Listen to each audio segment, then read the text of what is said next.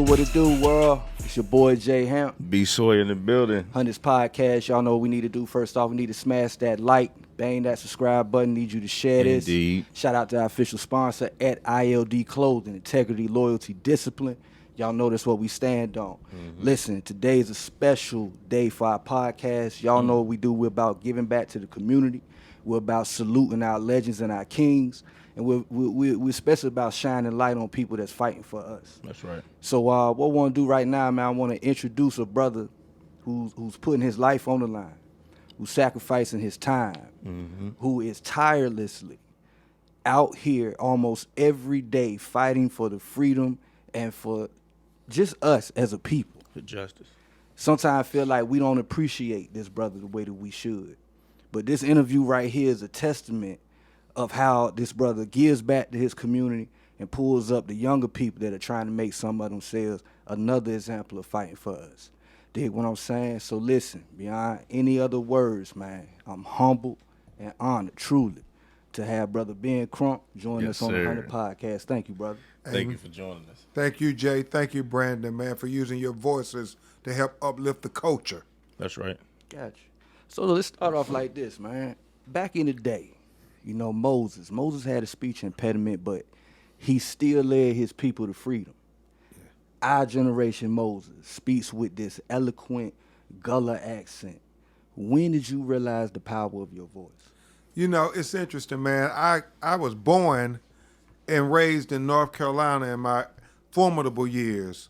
And so, you know, the North Carolina public education system is what it is. And, you know, you didn't quite know that you were country until you went outside of the country areas in America. I went to high school in South Florida, and literally everybody on my high school basketball team and everything, once I would talk, they say, "Oh, he from North Carolina, yeah." And they would start calling me North Kakalaki. And which was, you know, kind of cool because Michael Jordan was from North Carolina. Right. And, you know, back when I was in school, high school in 84 and on, you know, he was the man. So it was something that just stuck. And then it was very interesting, Jay, when I became a lawyer, you understand how the most powerful weapon you have as a lawyer is to take somebody in a courtroom and say, if you don't do right, we gonna spank you. We gonna take you behind the woodshed and spank you. And when you're trying to communicate in a courtroom, it comes down to credibility.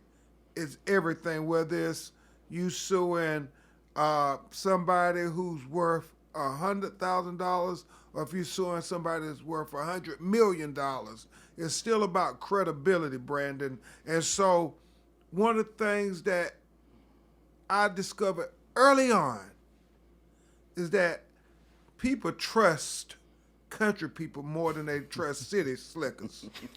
And so my country accent that some would have considered a burden actually became part of my arsenal to be able to say, nah, the jury balance of things would say, we just think this Attorney Crump is being square with us.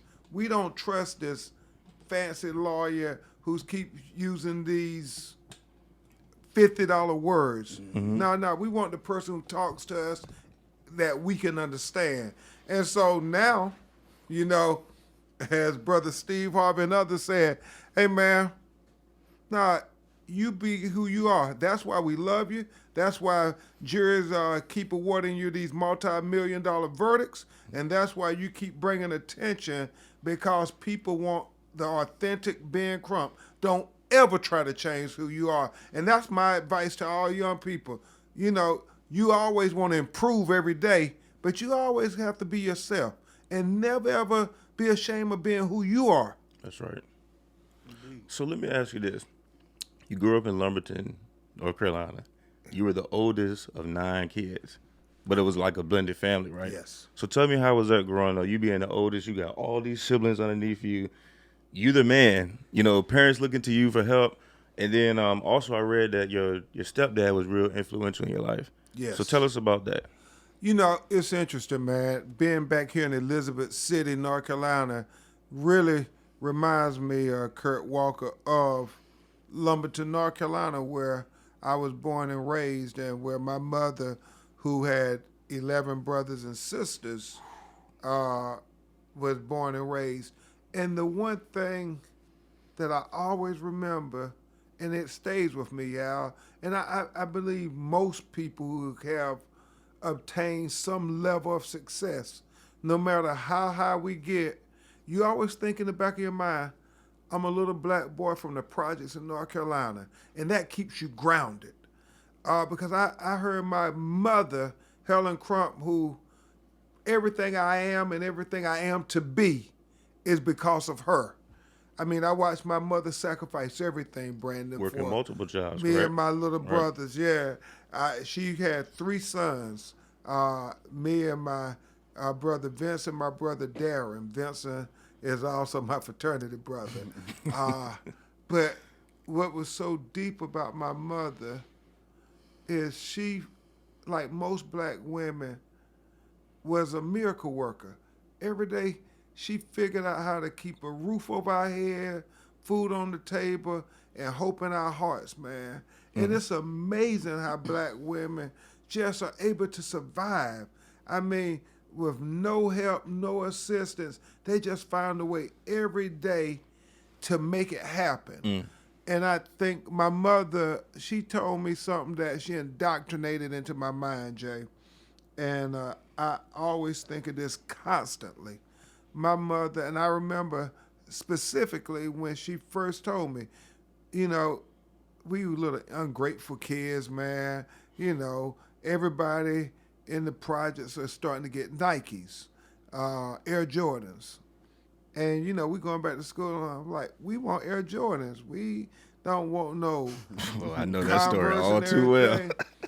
And my mother, you know, I saw the hurt in her eyes and her face. She told me, I was like, why we can't get, you know, the new Air Jordans? And I said something about, it ain't right, it ain't fair. And my mother said, baby, life ain't fair. Life is hard. And you don't make it fair unless you bring something to the table. And if you don't bring something to the table, don't expect nobody to let you sit down at the table. And I never forgot that, man. That's deep. In fact, when I graduated from Florida State University with my bachelor's degree, the first thing I said to my mother is, Mama, I'm bringing something to the table. Because she told me that education was something to bring to the table. Because once you got it up here, Jay and Brandon, she said, they can never take it away from That's you. right. And that was my upbringing. And that's, you know, my grandmother, who was the greatest influence on my life, was very spiritual. And so that's who I am. I never try to shy away from who I am. I'm a country lawyer who is unapologetic in my defense of black life, That's right. black liberty, and black humanity. Indeed. Well put, brother. What drove you to become a civil attorney, and since then, what has like been your most difficult case? Well, what inspired me to be a civil rights attorney was my personal hero, Justice Thurgood Marshall. Okay. He's my North Star. A lot of things I do, I'm following the trail that was blazed by Thurgood Marshall and those legendary civil rights attorneys. And when you say my most difficult case, I think all of them, sometimes people ask me what was my best case or my most difficult case. To me, they all have importance. Obviously, the one that brought me to the national spotlight was Trayvon Martin. And even though we won in the civil matter, the prosecutor failed to get a conviction, which is something that people have to always remember. As a private attorney, all we can do is sue under the 7th Amendment for monetary damages, compensation. The only people who can charge somebody with a crime, prosecute them, and put them in jail is the elected official, the prosecutors, the district attorneys. And so people often get that confused, and I try never to lose any sleep about people's ignorance, because all you can do is you go look in the mirror and you say, God, I did everything I could possibly do with the blessings you gave me. And I understand my life's mission. We've never lost a case in none of these cases.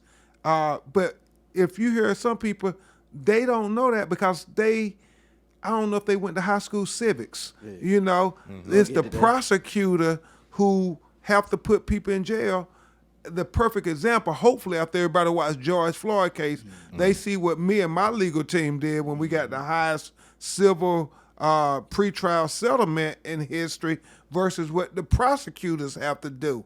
Now, one of the things that may be of confusion to them, because unlike a lot of my white brothers and sisters, I just can't take the money and run.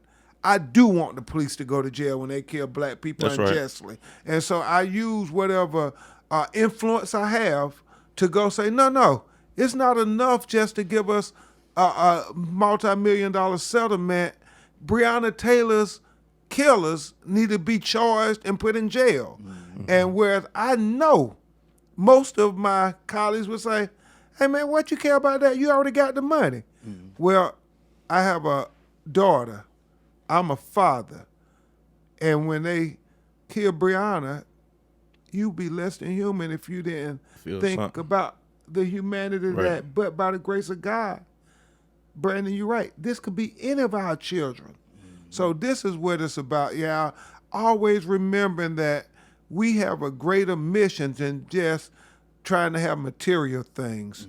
And you know, when I think about, I know I'm getting a lot of attention and a lot of acclaim, and I still try to take it with a grain of salt, Jay, because you know better than most, we treat those two imposters just the same. Yes, sir. Triumph and disaster. We don't do things because of the result of them. You do the things because it's the right thing to do. Yes, sir. And I always remember that. I think about my heroes, Thurgood Marshall and Martin Luther King and Malcolm X. Man, they talked about them way worse than anything they've ever put on me.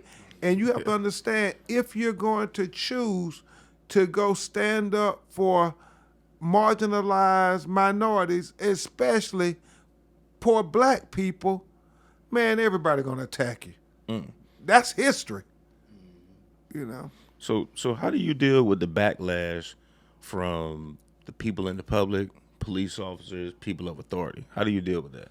You know, I think about my hero Thurgood Marshall often. I really do, man. As bad as some critics may be of me, they were far worse on Thurgood Marshall and Martin Luther King. People got this revisionist history. I mean, Martin Luther King was the most hated man in America. I mean, the most hated man. You can't tell that now. Right. Because I do believe history will remember us fondly based on we took a stand. It's not very popular to take a stand That's right. in the present day. It's only when you're dead and gone do they start saying how courageous that was, how great that was. I think about Thurgood Marshall, man. The NAACP said, man, we need to get rid of that lawyer. He can't win a case. He can't do nothing.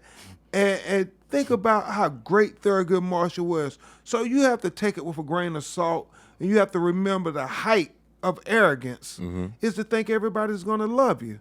I'm not in this for a popularity contest. I believe my life's mission is to do everything I can to try to make America live up to its promise of equal justice under the law. That's right. Now, we've never gotten anywhere close to that in America.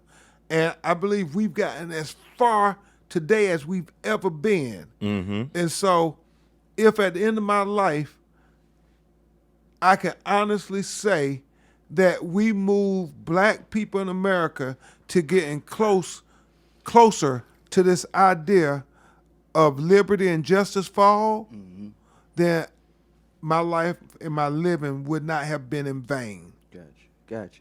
What do you say to, what do you think of African Americans that may speak out contrary to things that you're fighting for, like police reform and equality, such as the recent statements by Senator Tim Scott, and to a certain extent Vice President Harris, that America isn't racist? Well, I believe we all have our lived experiences that color our perspectives. And my lived experiences and my research and my education tell me that systematic racism is a part of everything that is America. It permeates everything in our society when you think about it. My book, Open Season, The Legalized Genocide of Colored People, talks about the laws themselves are being used to kill us. And so that's why they justify the police with this qualified immunity not having any consequences or repercussions. That's why they justify banks discriminating against poor people and redlining our neighborhoods to say that we won't be able to get access to capital. That's why they condone environmental racism, where black children living in South Central Los Angeles only have a third of the lung capacity as white children living 15 miles down the road in Santa Monica, because they have made it legal. They engage in what we call the intellectual justification of discrimination, using technical terms to justify that poor people of color are always going to get the most of injustice and the least of justice, Brandon, no matter what the situation is, Jay. Any situation you give us, you will see they will justify poor people going to get the least of the justice, period, point blank. And so we have to always keep trying to hold a mirror to America's face to say, look at the hypocrisy. So how do you balance holding the police accountable for their actions, but also advocating for their services? I don't ever want people to think that we're attacking all police. That's right. Because I think there are a lot of good police out there that have family members who are police officers. But it's the bad police that we have to deal with. And we can't be shy about it. We have to speak truth to power every chance we get, Jay. That's why I'm so appreciative of you all having this podcast. Thank you. Because we have Appreciate to it. speak truth to power. That's right. Harry Belafonte told me and Trayvon Martin's parents when Jamie Foxx had moved us up to the front of the line at the NAACP Image Awards. He said something I thought was so profound. He said, what good is it having influence if you don't use it when it matters most? What good is it having this law degree and this legal education and these legal resources if we don't use it to help That's right. the Pamela Turners, the Breonna Taylors, the Alton Sterlings, the Botham Jones, the Andrew Browns, the George Floyds, the Anthony McClains, the Corey Joneses, the Terrence Crutches, the Christian Halls, the Stephon Clarks, the Ezell Fords, the list just goes on and on and on. Dante Wright, we add into the list. Trayford Pellerin down in Baton Rouge. Dijon Kinsey out in Los Angeles. The list keep growing. Andre Hill in Columbus, Ohio.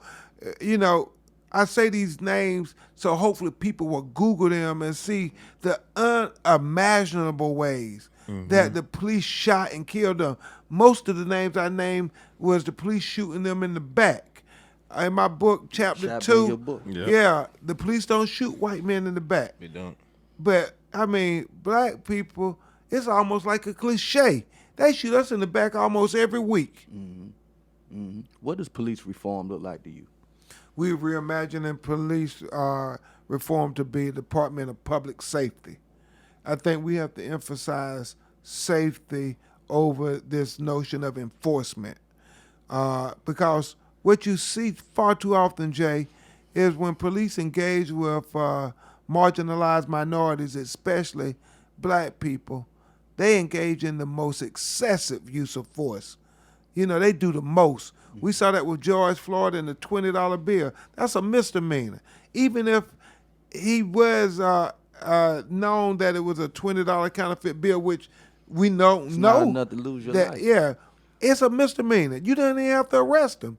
You could have gave him a notice to appear. Dante Wright, the same way. I mean, the misdemeanor warrant, it's a misdemeanor. I mean, they give you a notice to appear. That's certainly what they do to our white brothers and sisters, but they don't give black people the benefit of the doubt, the benefit of consideration, the benefit of professionalism. They engage in doing the most when it's black people. And don't forget the brother here in Virginia who Donovan Lynch. the veteran. I mean, couldn't have been more respectful. Yes, sir. I mean, and they still did the most with him, pepper spraying him. Yes, sir. Yeah, that was ridiculous. Being a civil rights attorney, you won some substantial settlements for victims and their families. What do you say to those that say that, you know what, there's no price tag that can be put on a black life loss, and that a dollar amount isn't justice? You know, the one thing I would say is it's only since the early 1980s that black people got any form of justice for when the police killed us. Because, you know, from 1619 all the way to 1980 or 81, a black person never got any relief under what is known as the Seventh Amendment, a right to civil justice. And so, you know, certainly up to that point, no police officers were going to jail for killing us. So it was the only form of justice that we could get. And so, yeah, right. Life is priceless. There's no value you can put on it, but that's the only thing we have to offer in our legal system. Justice would be bringing back the person, but we can't do that. So all we have is a legal system that the only thing the private people can control, the only thing the families can do is sue them under a civil rights wrongful death suit. And I think that gets lost. Yeah. You know. Well, I don't think it get lost. I think people are so outraged. People they have so much agony that they want to lash out. They just don't know who to lash out to and what to lash out against. That's why one of the things I always try to do, Jay, is engage people, educate people, and empower people.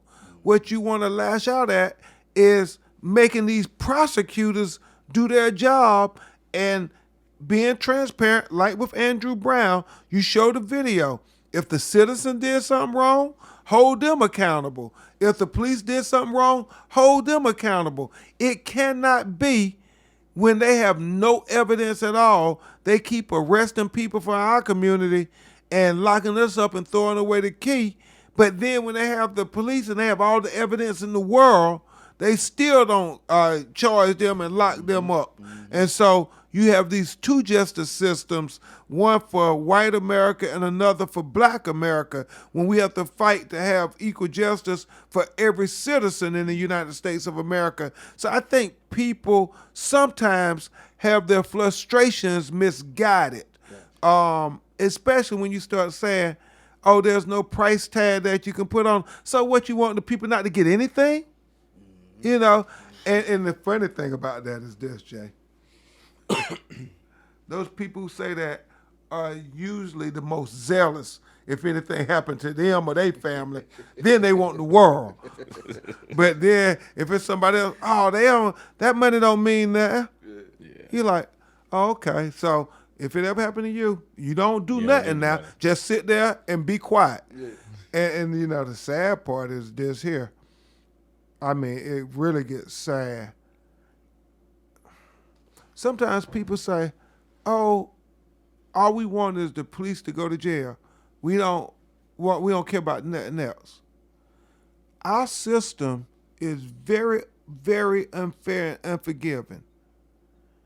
Oftentimes, if the person is convicted of murder, what all of us are cheering for and seeking, then that means the family is not going to get a penny in the civil suit. And so it is very unfair, this system. Now, our white brothers and sisters expect and normally get full justice. They get both the civil justice and the criminal justice. And what I continue to argue over and over again is, why should black people have to make a choice? Why shouldn't we expect full justice that is promised to us by the United States Constitution? And that's how we have to go back to my hero's words, Thurgood Marshall. Even though the Constitution was never meant for us, well, we're going to make it apply to us anyway because we are American citizens. So until the legislative laws change, do you still think that the police officers are going to continue to do what they're doing right now until the laws are changed? I do, unfortunately, because there's no deterrent. And I don't think it's about de-escalation. I don't think it's about lack of training. I think it's about implicit bias and racism. Because we saw on January 6, 2021, they could de-escalate just fine. When those white nationalists was storming the United States Capitol, the citadel of our democracy, they de-escalated just fine. And, they didn't shoot no tear gas, no rubber bullets. They didn't arrest any of them like they do all the Black Lives Matter protesters and activists. They didn't do any of that. But let it have been us at that Capitol. Man, we probably couldn't count the bodies that would have been dead. We've been laid out. The fact that, they probably would have all been given awards. So brave. Those are the two justice systems that exist in America. What do you say to the families when the police departments aren't forthcoming with the information, when the body cam either is not on or they're not releasing it, as in the case of Andrew Brown Jr. and Donovan Lynch? What do you say to the families when that's happening? And two, what should be the community's response when those things are happening? I think one of the things we have to do, it's very interesting to me. The police kill on average about 11 to 1,300 people every year. And oftentimes we only come to know about 4 or 5, maybe 6 of their names every year. And oftentimes, as much criticism as I get for fighting in the court of public opinion, which is not something that the traditional legal profession wants us to do. They say, no, you're supposed to argue in the court of law. You don't supposed to be arguing in the court of public opinion. But where has that gotten us? When you really think about it, following their rules and the way they want us to do things, how has that ever benefited black people? And so one of the things I do is I go try to make it very public. And by making it public, at least they can see the hypocrisy. Johnny Cochran told us once he had a case where he had 100 eyewitnesses. 100 eyewitnesses. And the jury still didn't convict the cop. And you know what that tells me? You better make your case public, because a judge in a corner courtroom where ain't nobody watching, See me back. man, they going to dismiss your case so quick it's going to make your head spin. And if you ain't got nobody there to show outrage and displeasure, man, your loved one's existence on this earth will be forgotten to everybody except you and your family. So what was the atmosphere like with the George Floyd family after the verdict was put out there? Well, everybody could exhale finally, because even though you had all that evidence, overwhelming evidence, Right. nobody could take for granted that a white police officer would be convicted of killing a black man in America That's history. unjustly. Yeah, no matter how much evidence they had. So, you know, me and Attorney General Keith Ellison literally talked every night during that case. And people tried to criticize us for having press conferences and things during the trial. And again, I'm looking at them and I try to, you know, take constructive criticism and you try to learn from it and improve and grow.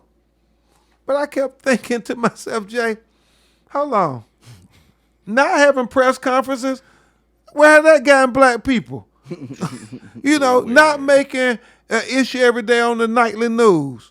And so, you know, I'm going to continue to do my style and use the Crump playbook until somebody show me a better way to do it. That's And right. then I would kindly say, okay, I appreciate that, brother. I appreciate that, sister. Let's start doing it your way. But until you can match what we've been able to That's right. accomplish, then, you know, we all ears. And I don't think I'm the smartest guy in the room. I don't ever want that position. You know, one of the best things that my law firm has been very successful. We have see. 14 Yeah. offices around America. We got a $411 million verdict for a black man last year who was in a bad traffic truck accident. And so we've been blessed, very blessed.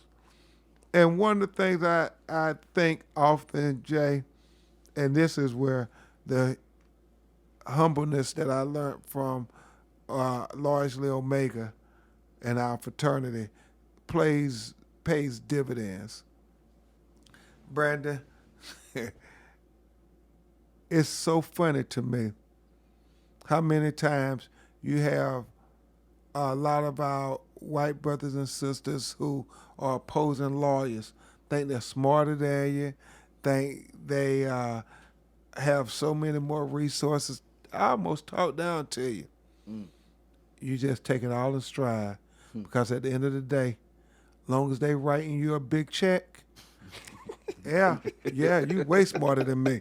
Yeah, I don't know how these black people keep doing it. Whatever they want to think, long as they got to write a check to me and my black clients, That's right. I'm fine with it. Think of me what you will. Yeah, I'm with you. So what advice do you give to young people that want to get out, that want to protest, that want to have their voices heard, but you know they're struggling whether we do this peacefully or whether we do the civil unrest route?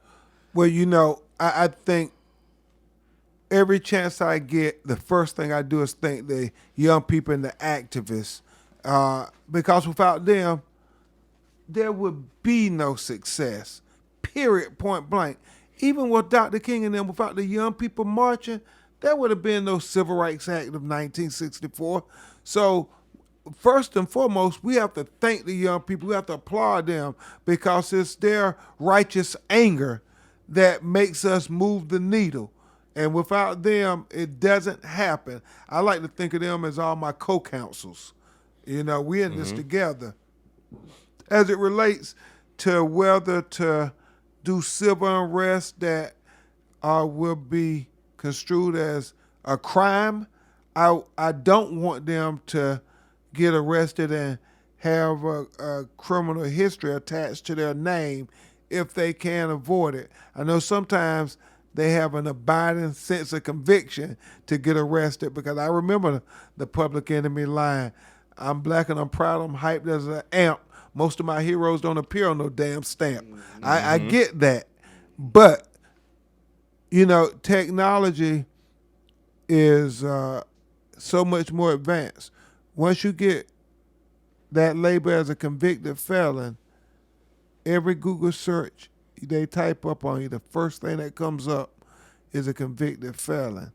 And it's like having a scarlet letter, especially if you're a black person.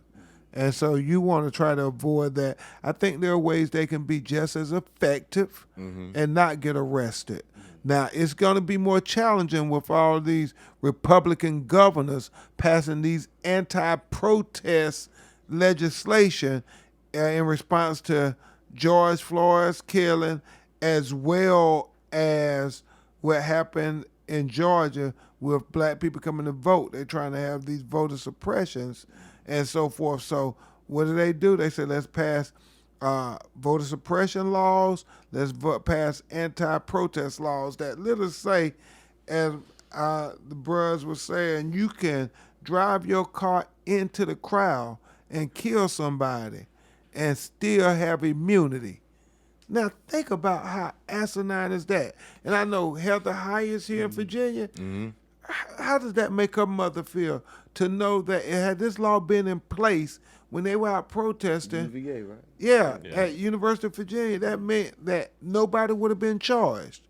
Martin Luther King said that just because it's legal, that doesn't make it right. And we have to always remember that. He said in his letter for Birmingham jail that everything Hitler did to the Jews in Germany was legal. Slavery was legal. He said, was legal. Segregation was legal. All legal. Just because it's legal, that don't make it right. The way they lied on the probable cause affidavit and killed Breonna Taylor in Louisville, they trying to say that's legal. The way they shot Anthony McClain in the back running away, literally running out of his shoes in Pasadena, California, they tried to say that's legal. They continue to try to say it's legal. It has propelled me, and I'm starting to say this now, and I see they starting to quote me on it, and I'm sure they'll attack me for this too, but I said it, and I'm unapologetic. I meant it. That's right. I often don't refer to it as the criminal justice system anymore. I refer to it as the criminal legal system, because there's no justice in this when you start thinking about the ways they've treated black people. Slavery was legal as part of the criminal legal system. Segregation, all this stuff was legal. This qualified immunity, it's legal, but it's not justice for us. Right. So I don't call it criminal justice. I call it the criminal legal system. So these are my last two questions. All right. I'm gonna merge them together. Because I went over 20 Yeah, minutes. look, I was gonna let you talk. No, Don't worry. no. I gotta get these. Somebody said 4. But no. All right, so here we go. How do you balance? You're on the road all the time. I am. All right. You have a wife. You have a daughter. Yeah. How do you balance family time with your chaotic schedule? It's becoming more challenging. My 8-year-old daughter is now starting to call me out on it more and more. Brooklyn will say, I used to could get away. Kurt was saying, well, baby, daddy will be home soon. The little litigator in her said, no, daddy, I don't want to know specifically when you're coming home. And I still won't tell her because I don't ever want to lie to my baby. So I can't give her a date. You because cannot. if you give them a date, they will hold you to it. Exactly. And then that look on their face, you like, I know, that's man. a lot. All right, So, but they're very supportive. They believe in the work we're doing, and so that helps a lot when they believe in what you're doing. So we've been doing all this talking about laws and everything else. I just want to ask you a real personal question. Self-care. What type of self-care do you do for Ben Crump? It's interesting. I get asked that question a lot more since they wrote an article, I guess, in the papers today saying Black America's Attorney General is everywhere. And, right. You on these planes. I try hard when I get a chance to write. I believe in the written word, and it gives me great peace of mind to try to leave a legacy for our children about what we were trying to accomplish. That's right. So that they will know that we stood up for them. And so that gives me a lot of peace. I also try to read as much as I can because, believe it or not no knock against television or anything, reading is way better than any movie you can watch, any music video. I mean, yeah, because your imagination is more important than knowledge. Think about Thurgood Marshall with Brown versus Board of Education. He was imagining a system that had never existed. Nobody had ever seen how this system would work, but he imagined it.